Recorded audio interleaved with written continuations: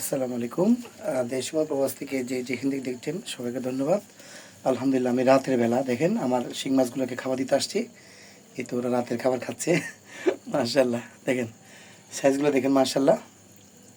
দেখেন আজকে হচ্ছে 21 দিন বয়স, তাদের বয়স হচ্ছে 21 দিন। 21 দিনে আমার শিং মাছের এই সাইজটা আসছে।